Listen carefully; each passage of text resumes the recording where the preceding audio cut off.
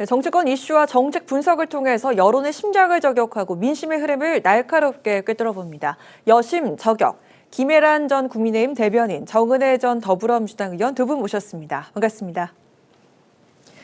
네, 저희 여심저격 코너가 11월 8일부터 두 분을 함께 모시고 또 진행되고 있는데 한 2달 정도 저희가 흘렀습니다.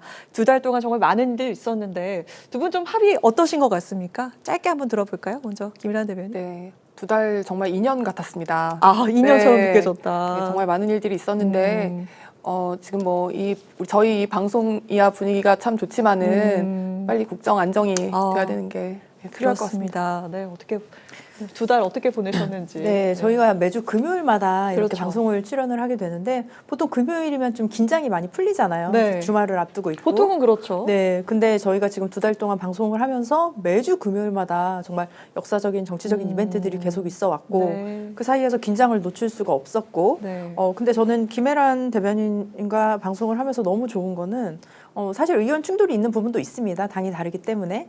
근데 또 일정 부분 또 동의할 수 있는 부분도 있고 네. 이런 것들이 저는 의회에도 좀 적용이 됐으면 하는 바람이 있습니다. 그래서 타협하고 협상하고 이런 정치 문화가 좀 이루어졌으면 하는 바람이 있습니다. 오늘도 두 분의 의견이 좀 일치하는 부분이 있을지 아니면 피 터지는 싸움이 될지 한번 들어가 보도록 하겠습니다. 방금 다뤘던 내란 특검법에 대한 내용으로 시작을 해보도록 하겠습니다. 야 6당이 재발의한 내란 특검법에 대해서 여당이 수용 거부를 밝혔습니다. 여야 특검 추천권을 대법원장 추천으로 바뀌었고요. 비토권도 삭제가 됐습니다. 대신에 수사 범위가 넓어졌습니다. 여당의 요구대로 독소 조항을 없애고 크게 양보를 했다라는 야당, 그리고 권성동 원내대표의 말처럼 포장만 바꾼 박스갈이다라는 여당.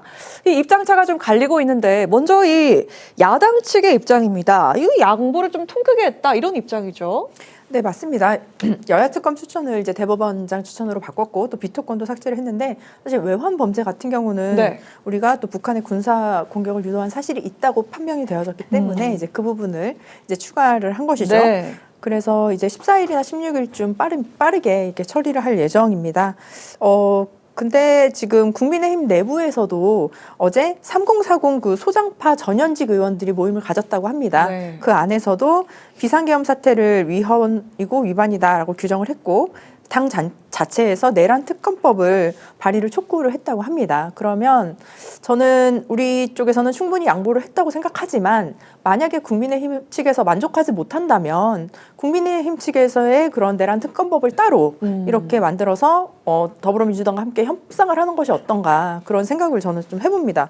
지금 권성동 원내대표 같은 경우는 그 쌍특검 관련해서 찬성한 의원들을 찾아가서 뭐 탈당을 압박하고 네. 뭐 이런다는 얘기들이 좀 들려오고 있는데요. 네. 이렇게 계속적으로 국민의힘에서 거부권을 행사를 하게 되면 그 비상계엄 사태와 관련해서 이렇게 진상규명을 요구하는 국민들의 질타를 계속 받을 수밖에 없을 것이고 국민의힘도 결과적으로는 윤석열 대통령과 결별을 하고 또 국민께 용서를 빌어야 되는 상황이 오게 될 것입니다. 그런 측면에서 만약에 야당이 제안한 특검법을 받아들이지 못한다면 본인들이 스스로 특검법을 만들어서 야당들과의 협상의 과정을 통해서라도 네. 예, 당당히 저는 책임지는 자세가 필요하다고 봅니다. 그동안 요구가 있었던 제3자 추천에다가 비토권도 없앴는데 이 정도면 정말 통 크게 양보했다라고는 하지만 여당 측에서는 권성동 원내대표가 계속 이 민주당 측에서 이 특검을 정치 투쟁의 도구로 사용하는 거 아니냐 이런 식으로 얘기를 하면서 박스갈이다 이렇게 얘기를 했거든요. 네. 그 부분에 대해서만 이제 우선 좀 살펴보면 네. 수사 대상이 너무 광범위하다는 거죠. 지금 11가지를 수사 대상으로 지금 삼고 있는데 그중에 한번 말씀드려보겠습니다. 내란 행위에 대한 선전 선동 혐의, 또 내란 외환 행위와 관련된 고소 고발 사건, 그리고 사건 수사 과정에서 인지된 관련 사건. 네. 사실 이거는 수사 대상이 무제한 확대될 수 있는 겁니다. 즉 지금 이번에 우리 그 국민의힘의 권성동, 나경원, 윤상현 의원에 대해서 야당에서 그 내란 선전 혐의로 고발을 네, 했습니다. 고발을 했죠. 네, 말하자면 지금 대통령의 그 계엄에 대해서 조금이라도 좀 이제 긍정적으로 좀 비호하려는 그런 발언을 했을 때 바로 내란 선전이다 이렇게 해가지고 고발을 하는데요.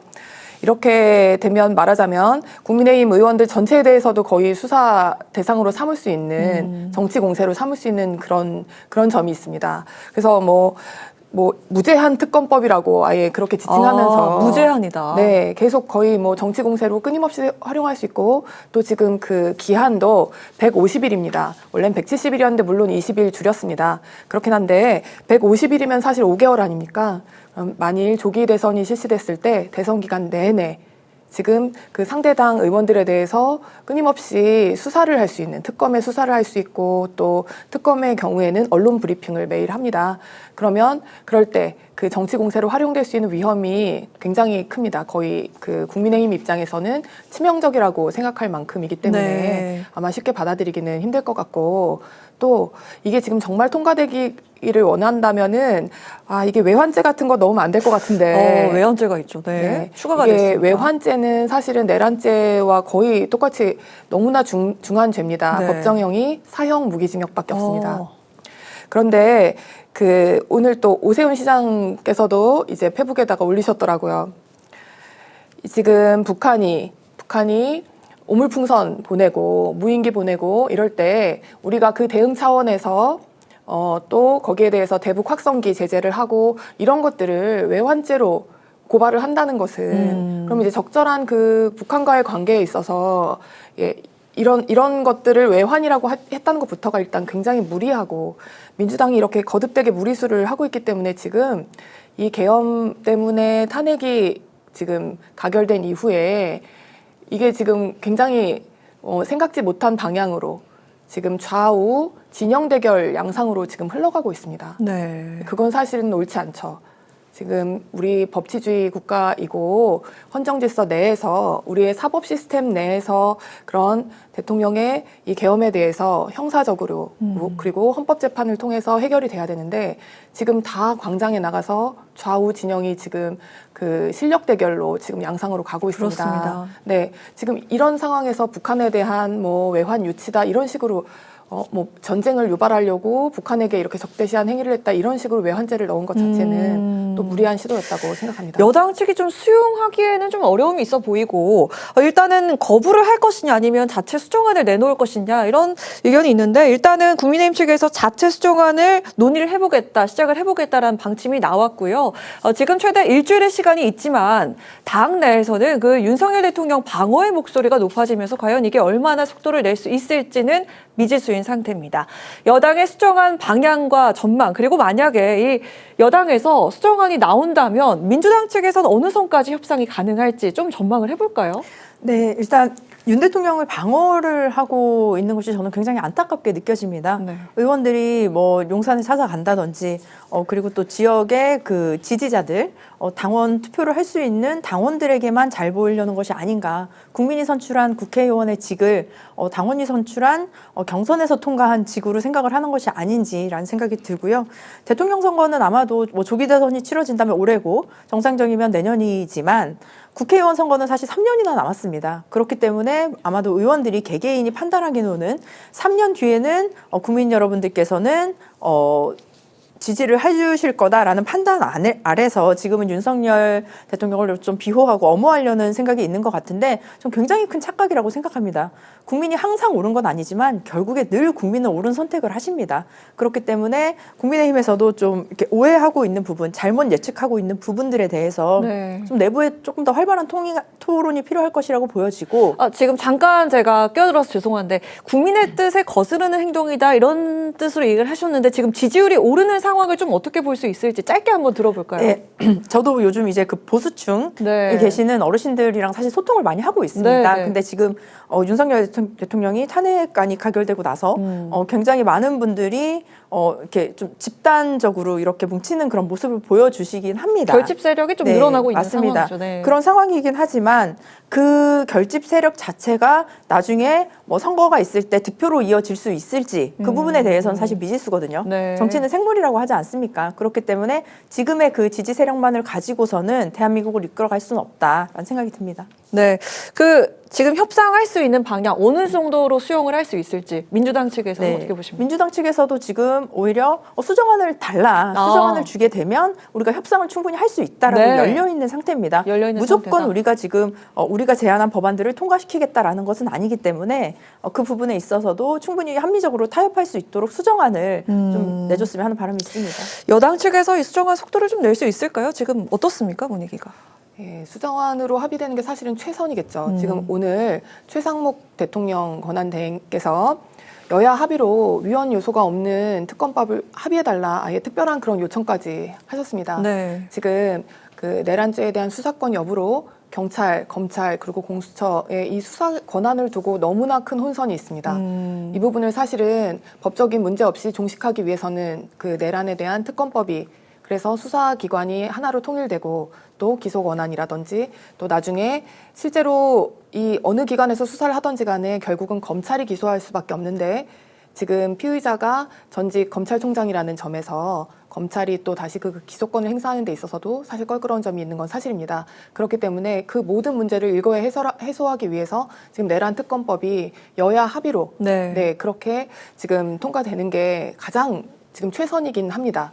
그렇지만 지금 일주일밖에 시간 여유가 없고 또 양 당의 입장이 매우 다릅니다. 지금 사실은 야당은 시간이 촉박하고 여유가 없어요. 기다릴 여유가 없는데 그래서 이렇게 즉각 자꾸 재발의하고 있지 않습니까? 협의 없이. 그런데 사실 여당의 입장은 아마도 이 대선에 미칠 아까 그 말씀드렸던 그러한 영향, 치명적인 그런 불안 요소와 영향을 생각해서 최대한 늦추고 싶을 겁니다.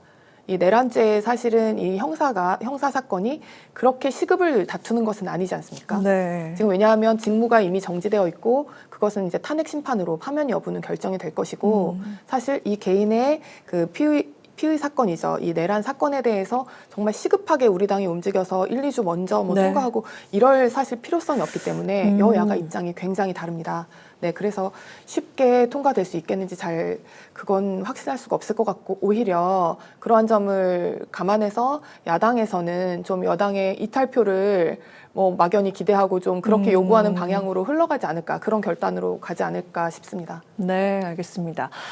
윤 대통령 체포영장의 집행이 다음 주로 또 넘어가게 된 상황인데요. 오늘 박종준 경호처장의 사의가 또 곧바로 수리가 되면서 오늘 경찰에 출석을 했던 박종준 전 경호처장이 되겠습니다. 박종준 전 경호처장은 대통령에 걸맞은 수사를 강조를 했고요. 여당도 대통령 체포는 망신주기다 그리고 국격 추락이다 이렇게 공세를 펼쳤습니다. 이런 가운데 체포영장이 중앙지법에 먼저 청구가 됐다가 기각됐다는 의혹도 제기가 됐는데 이 체포영장 위법 논란, 이 집행 이후에도 계속될 것 같은데 어떻습니까? 네, 일단은 체포영장 자체를 위법이라고 논의하는 것 자체가 저는 굉장히 무의미하다고 생각을 합니다.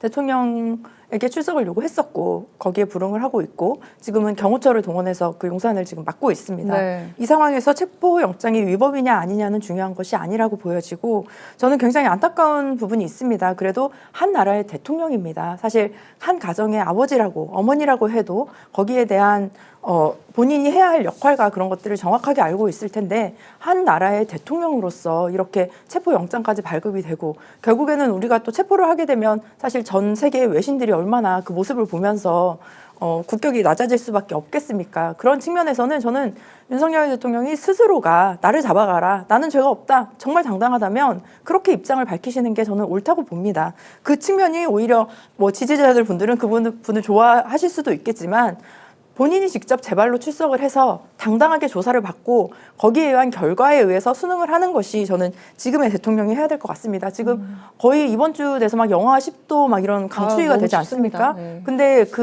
지금 용산에 계시는 뭐 지지자 분들도 있고 또 네. 반대자 분들도 계신데 우리가 요즘 뭐 특정 브랜드지만 뭐 키세스라고 하죠. 이게 은박지 같이 생긴 네. 그런 이렇게 담요를 두르고 눈이 오든 춥든 그렇게 뭐 응원봉을 흔들면서 계시는 분들도 많이 있습니다. 그래서 이게 무슨 국민들에게 못할 짓입니까? 그런 측면에서 봤을 때는 뭐 개 산책하는 사진도 발견이 됐고요. 최근에 윤석열 대통령이 관저에 있는 사진들도 뭐 발견이 됐지만 그런 식으로 자신의 존재를 부각하기보다는 내가 잘못이 없다. 그럼 날 잡아가라. 내가 조사받겠다라고 당당하게 대통령 같은 모습을 좀 보여줬으면 합니다. 네.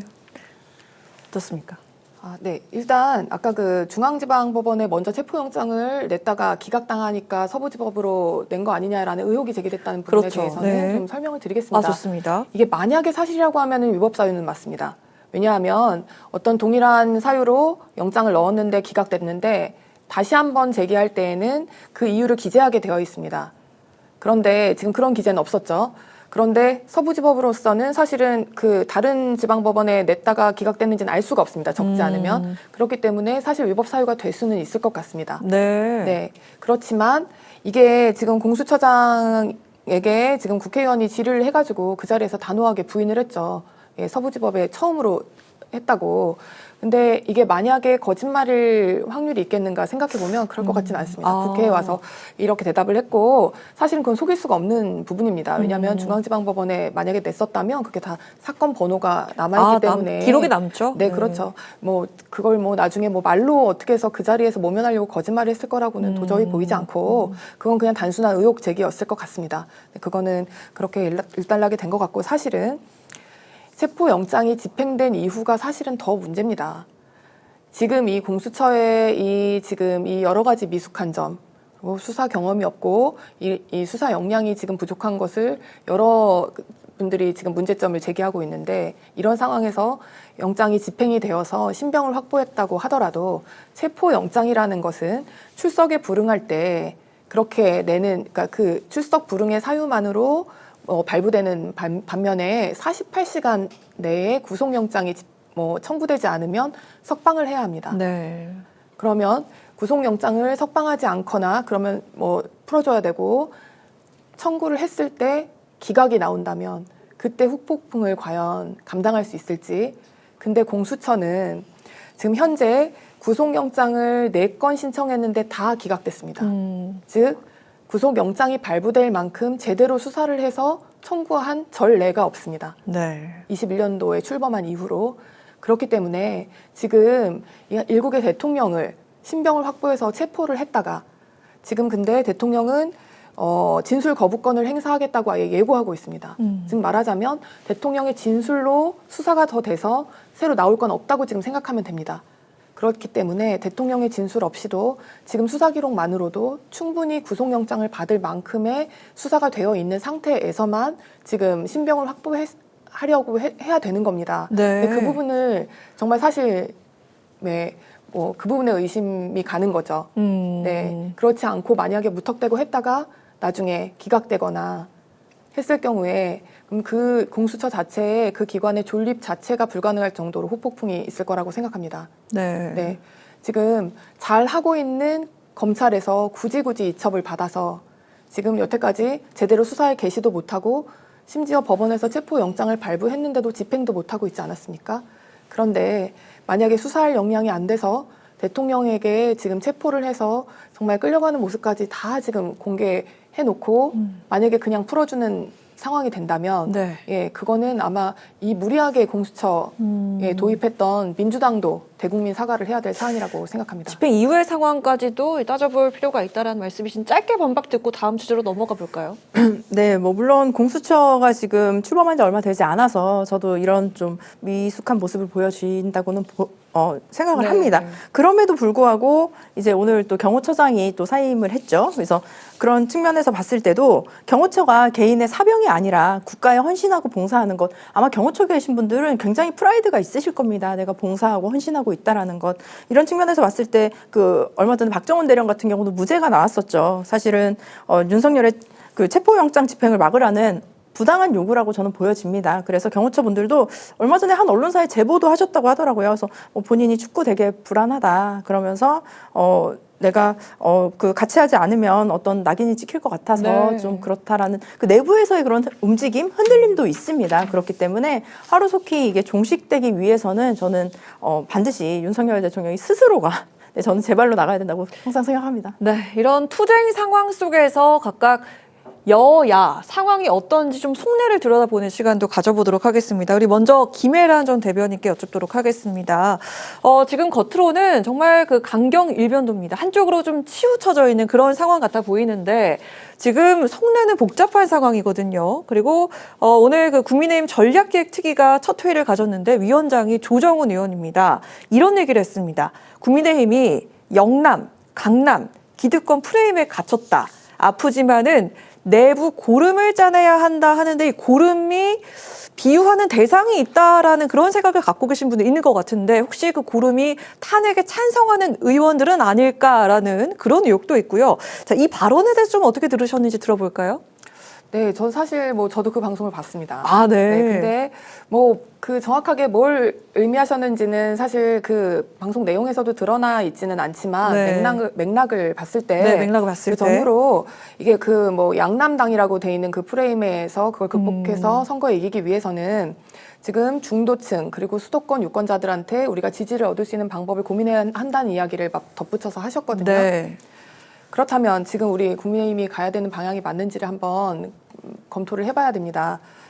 만약에 그 고름이라는 것이 극단적이고 치우친 주장을 하는 그런 우리 편들에게만 의지하는 것을 고름이라는 의미로 했다면 저는 옳은 이야기라고 봅니다. 네. 지금 현재 지지층은 결집하고 있지만 중도층의 마음은 빠른 속도로 국민의힘을 떠나고 있습니다. 조기 대선을 위한 전략 이거 입에 올리기도 사실 금기시 되어 있는 분위기입니다. 네. 대통령을 수호하자고 하는 상황이니까요. 하지만 다들 입 밖으로 내진 않지만 마음속으로는 조기 대선이 올 거라는 것에 대해서는 다들 알고 있습니다. 그러면 그 문제를 회피하고 자꾸 덮으려고 할 것이 아니라 정말 조기 대선을 위한 전략을 고민을 해야 할 때입니다. 네. 그렇기 때문에 지금 전략기획부총장이시죠. 조정훈 의원께서.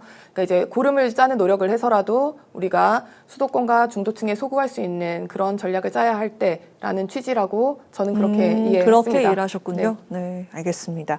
자, 정은혜 전 의원께도 여쭙도록 하겠습니다. 지금 민주당이 탄핵 전국의 주도권을 잡고 있는 상황은 맞습니다. 근데 민주당도 지금 내란죄 철회 논란이 있고요. 국수본 내통설로 공세를 받고 있는 상황인데 특히 그 내란 특검법의 재표결에서 단 2표가 모자라서 부결까지 되지 않았습니까? 지금 이렇게 투쟁하는 대여 투쟁 상황 속에서도 지금 유연한 대응 전략이 좀 필요해 보이는데 지금 이런 지적에 대해서 어떻게 보시는지 방안이 있을까요? 일단 저는 민주당이 지금의 탄핵을 주도하고 있다, 주도권을 가지고 있다라는 것은 동의하지는 않습니다. 탄핵의 주도권은 동의하지 않습니까? 네, 국민이 가지고 계시는 거죠. 네. 국민 여러분들께서의 의견이 있고 국민 여러분들께서의 여론이 있기 때문에 그 여론과 민심을 받아서 지금 민주당은 움직이고 있는 것입니다. 그런 상황에서 물론 국수본 내통설 이런 것들도 요즘 좀 문제가 되고 있기는 하지만 적어도 저는 그렇습니다.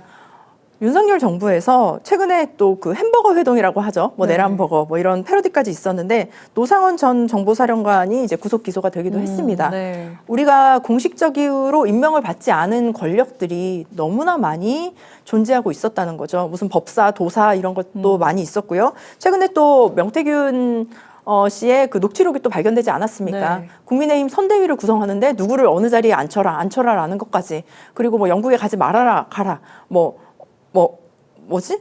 죄송합니다. 네.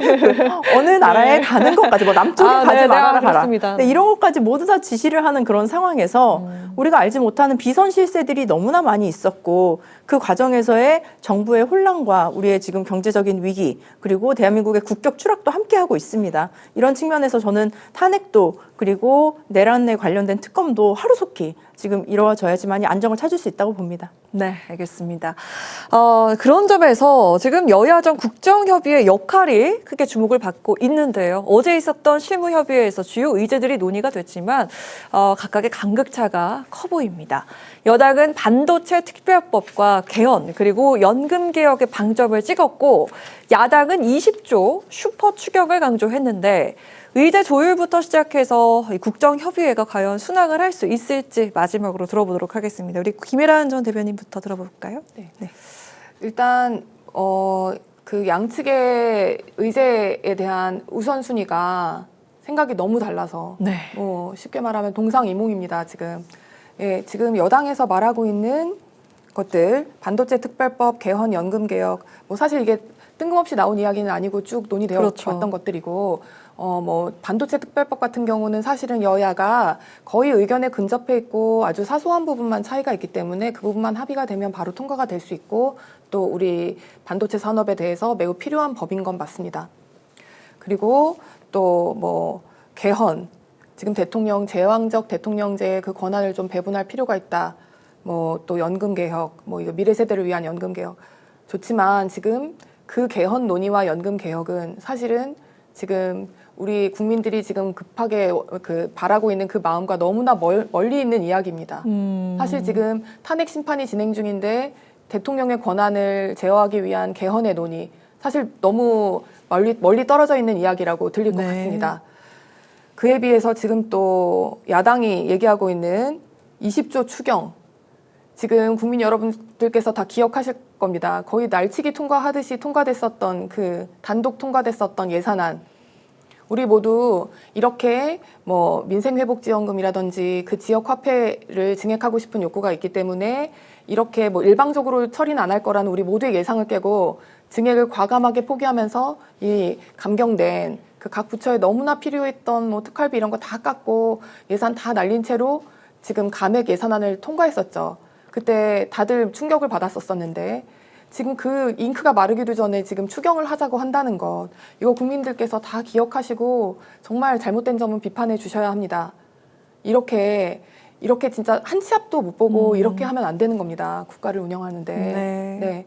그래서 저는 사실 이런 의혹도 있습니다. 지금 20조 지역화폐 그리고 민생회복지원금 20조를 한다는 것, 어쩌면 조기 대선을 대비한 그런 포퓰리즘성 그런 예산이 아닐까라는 의혹도 버릴 수 없습니다. 이렇게 돈을 뿌리고 미래 세대로부터 가지고 와서 미래 세대에게 부담을 주는 그 돈으로 지금 현재 뭔가 표에 유리한 어떤 그러한 국정을 운영하려고 하는 그런 걸 하려고 하는 시도일까봐 그거에 대해서도 아마 쉽게 동의되기 힘들 겁니다.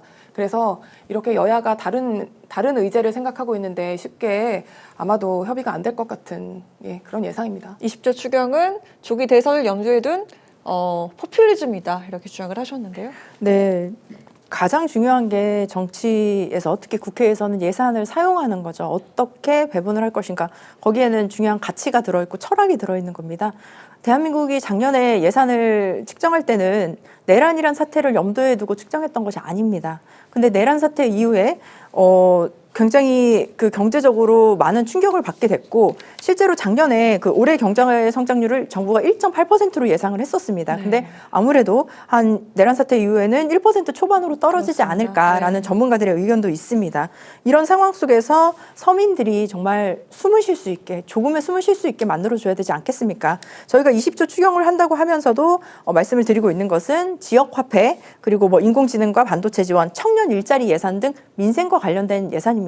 우리가 과거 코로나 때 기억을 살펴보시면 당장에도 재난지원금에 대한 논란이 많이 있었지만 결국에 재난지원금을 받아서 사실 가족끼리 외식도 한 번 더 할 수 있었고, 그 어려운 상황에서 조금이라도 숨통이 트이면서 살아갈 수 있었던 그 시기가 있었습니다. 그렇기 때문에 물론 20조라고 민주당이 얘기를 하긴 했지만 저는 적어도 국민의힘 측에서도 추경을 하는 방향으로 좀 논의를 하고 서로 협의를 하고 협상을 하는 것이 필요하다고 보여집니다. 네, 국정협의체가 조율이 잘 돼서 순항할 수 있게 온 힘을 다해 바라보도록 하겠습니다. 자, 오늘 여기서 마치도록 하겠습니다. 지금까지 김혜란 전 국민의힘 대변인, 정은혜 전 더불어민주당 의원과 함께한 여심저격 시간이었습니다. 두 분 오늘도 고맙습니다.